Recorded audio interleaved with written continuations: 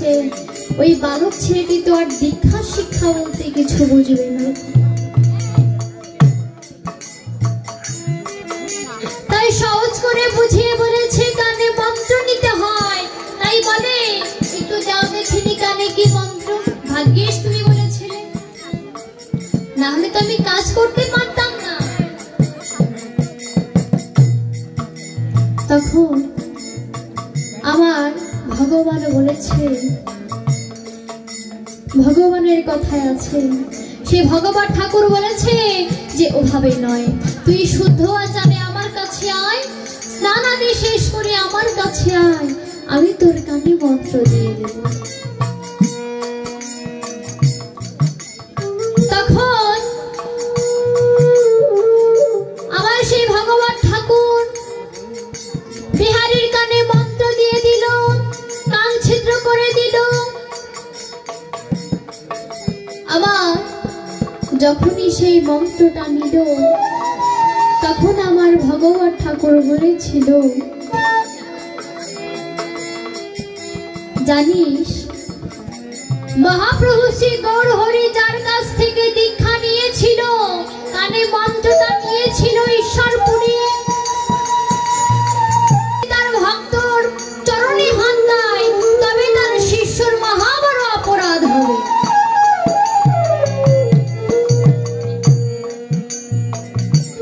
যেই মনে মনে ভেবেছে এই কথাটা, আমি চাই না আমি হয়তো আমার মহাপ্রভু শ্রী গৌর হরি সাধন ভজন নাই বা করতে পারলাম,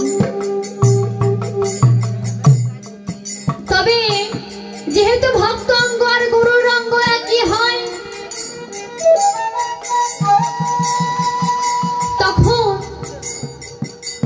গুরু আর ভক্তের ভিতরে কোনো ভেদাভেদ থাকে না। এই ভেদাভেদটা না থাকায় তাই তার প্রিয় ভক্ত গোবিন্দ ঘোষকে ডেকে ডেকে বলেছিল, গোবিন্দ ঘোষ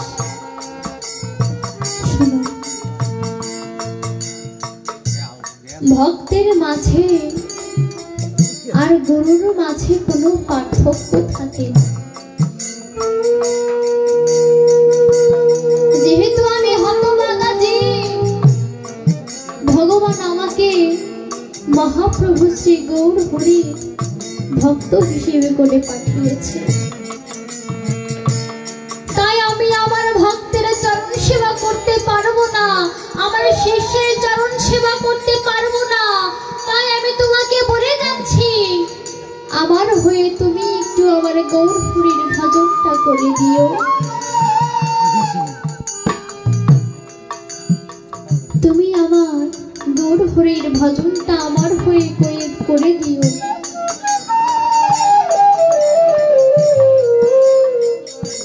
এজন্যই কিন্তু বাবা আমার মহাপ্রভু শ্রী গৌর হরির সাথে সন্ন্যাসী কিন্তু একমাত্র গোবিন্দ ঘোষে গিয়েছিল, কেননা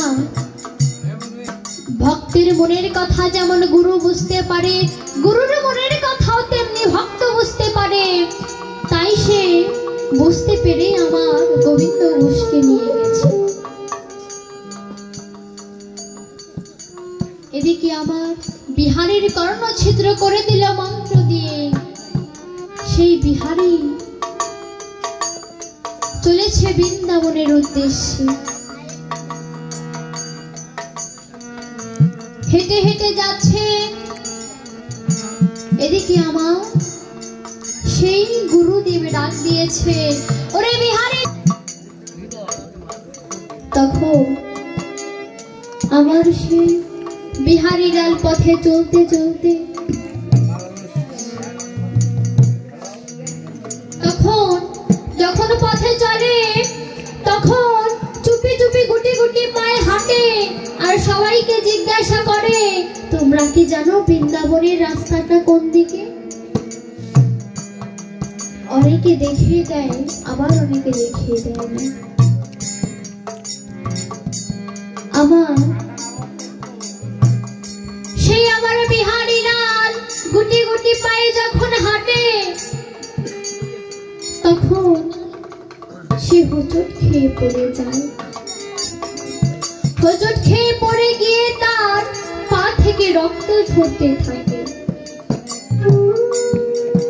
যখন রক্ত ঝরে তখন আমার বিহারীলাল কাঁদে আর বলে, হে কৃষ্ণ,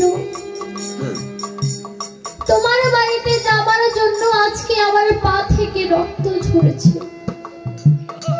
তুমি দেখা দাও। যখন এই কথা বলে আর হাঁটে, ঠিকই পৌঁছে গেছে বৃন্দাবনের কাছাকাছি। এদিকে আমার সেই আমার দয়াল গুরু, আমার দয়াল হরি ভগবান শ্রীকৃষ্ণ একটি বালক রূপে সেই বৃন্দাবনের মন্দির থেকে নেমে এসেছে। এসে বলছে, ও বাপু, তুমি কাঁদে ছিলে, তোমার পা থেকে তো রক্ত ঝরছে। যখন বলে তোমার পা থেকে রক্ত ঝরছে, তুমি কোথায় যাবে? তখন বলে, তুমি কি জানো কৃষ্ণের বাড়িটা কোন দিকে? বলে, কেন, তুমি কৃষ্ণের বাড়ি দিয়ে কি করবে? বলে, আমি না কৃষ্ণের বাড়িতে কাজ করতে চাই। আমি শুনেছি কৃষ্ণের 24 জন বন্ধু আছে, কৃষ্ণের 9 লক্ষ ধেনু আছে, আমি তার ভিতরে একজন হতে চাই। আমিও তাদের সাথে গরু চড়াতে চাই। আমি আমার মায়ের দুঃখ মোচন করতে এসেছি গো। ওই যে বলেছে মায়ের দুঃখ মোচন করতে এসেছি। তখন আবার ভগবান শ্রীকৃষ্ণ মনে মনে চিন্তা করে, আমার এক ভক্ত আছে, আমার পূজারী, তার বাড়িতেও তো অনেক ধেনু আছে, ধেনু অর্থাৎ গরু, অনেক ধেনু আছে, তার বাড়িতেও তো আমার বিগ্রহ আছে। আমি যদি বলি ওইটা আমার বাড়ি, তাহলে কেমন হবে?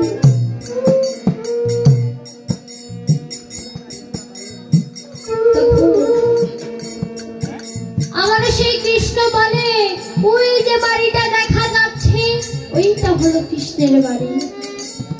বলে, তুমি এসো আমার সাথে। বলে, না না, আমার আসলে চলবে না, আমার কাজ আছে। কেননা যদি ঠাকুর মশাই দেখে আমার মন্দিরে ভগবান কৃষ্ণ নেই, তবে কি খেলাটা হবে? তাই বলছে, তুমি যাও, আমি যেতে পারবো না, আমার কাজ আছে, আমার মালিক যে আমায় বকবে। সেই দয়াময় সেই বিহারীলালকে বাড়িটা দেখিয়ে দিয়ে তিনি চলে এসেছে মন্দিরে। এদিকে বিহারীলাল বাড়িতে গিয়েছে।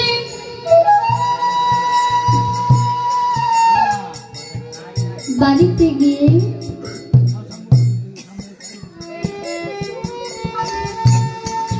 আমার সেই বিহারীলাল ডাকে, কৃষ্ণ, ও কৃষ্ণ, আমি তোমার বাড়িতে কাজ করতে এসেছি, তুমি কি বাড়ি আছো?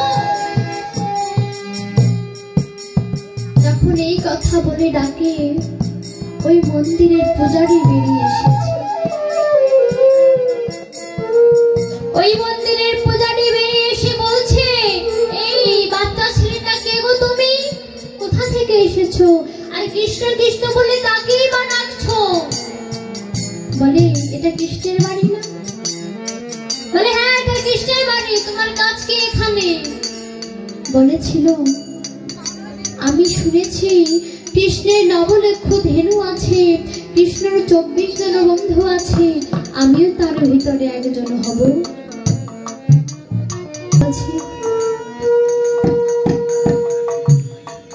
বলে, আমি তো জীবনে আমার ভগবান শ্রীকৃষ্ণের বাবা হতে পারবো না।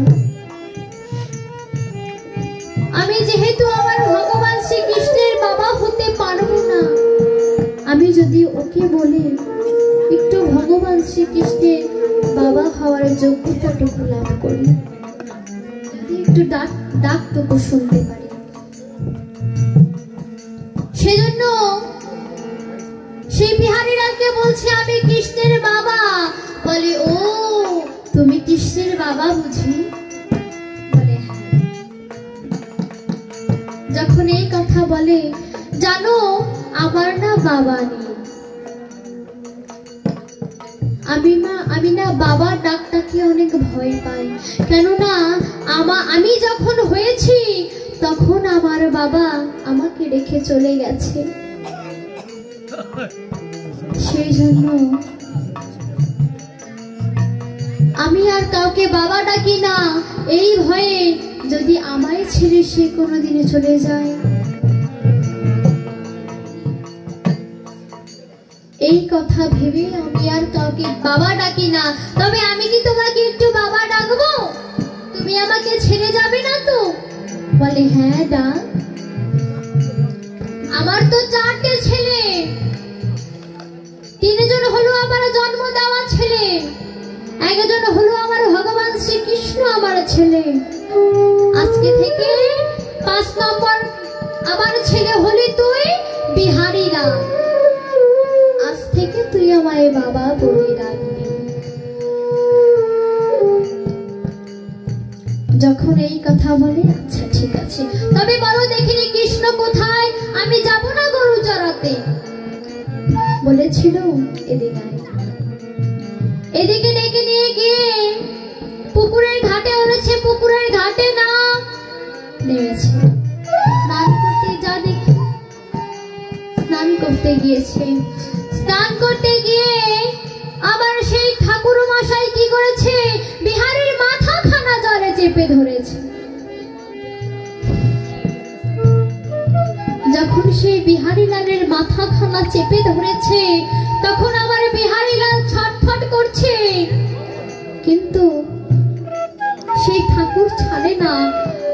এবার যখন ছেড়েছে অনেকক্ষণ পরে বলে, আরেকটু হলেই তো আমি মরে যাচ্ছি না, তুমি আমার মাথাটা জলে কেন চেপে ধরেছ?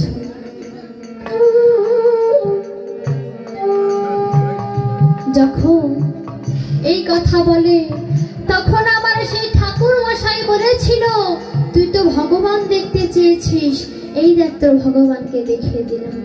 বলে কিভাবে? বলে কৃষ্ণই তো ভগবান। বলে তাই? বলে হ্যাঁ, যদি তুই আমার ভগবান কৃষ্ণকে দেখতে চাস তবে তোর মনে আকুলি বিকুলি হতে হবে। যার মনে আকুলি বিকুলি নেই সে কোনোদিন আমার ভগবানকে পেতে পারে না।